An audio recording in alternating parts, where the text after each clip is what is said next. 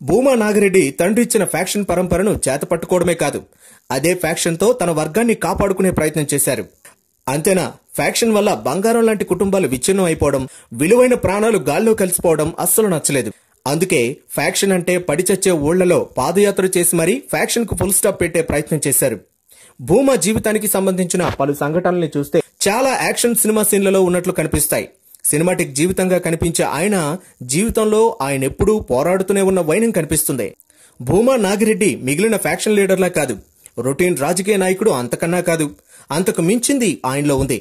ఇప్పటికీ సందేహమా? అయితే ఆయన జీవితంలోని కొన్ని అంశాలు, కొన్ని సందర్భాల్లో ఆయన చెప్పిన మాటలనే చెబుదాం. భూమా ఏంటో ఇట్టే అర్థమైపోతుంది.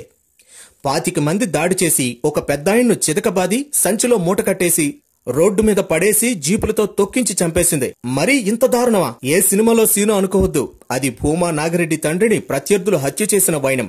మెడిసిన్ చదువుకోవడం కోసం ఊరి నుంచి దూరంగా ఉన్నాడు కుర్రాడు. తండ్రి హత్యతో ఊరికి వెళ్లి అక్కడే ఉండిపోవడం, తండ్రి ఫ్యాక్షన్ పరంపరను అందుకోవటం. అరే, చాలా సినిమాల్లో కనిపిస్తుందే ఈ దృశ్యం అనుకుంటే తప్పులో కాలేసినట్లే. ఇది భూమా నాగిరెడ్డి రియల్ జీవిత సన్నివేశం. సీమలో అలాగే బతకాలంటారా? బతకాలంటే అలానే ఉండాలా? మీరు ఫ్యాక్షన్ అంటారు, నా దగ్గరోళ్ళు రియాక్షన్ అంటారు.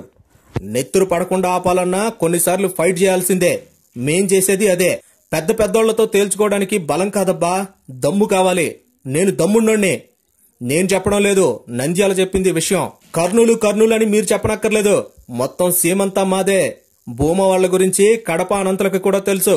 ఇవి సినిమా డైలాగులు కాదు, భూమా నాగిరెడ్డి రియల్ వాయిస్.